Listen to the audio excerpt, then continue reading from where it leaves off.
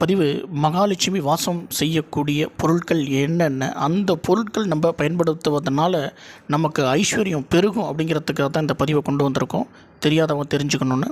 அது என்ன பொருட்கள் அப்படின்னு பார்த்தா, முகம் பார்க்கும் கண்ணாடி, வலம்புரி சங்கு, வெற்றிலை, வாழை மரம், மாவிளைகள், திருமண சூரணம், குங்குமம், மஞ்சள், சந்தனம், சொஸ்திக் சின்னம், பஞ்சகாவியம், தீபச்சுடருடைய ஒளி, கும்பம், கற்பூர ஜோதி, அழகான கோலங்கள், நல்ல நோக்கத்திற்காக பாடுபடக்கூடியவங்க, வீட்டை தூய்மையாக வைத்திருக்கக்கூடியவங்க, நீதி நெறி தவறாதவர்கள், ஒழுக்கமுடையவர்கள், விவேகமுடையவர்கள் போன்ற விஷயங்கள் லட்சுமி தேவிக்கு பிடிக்கும்.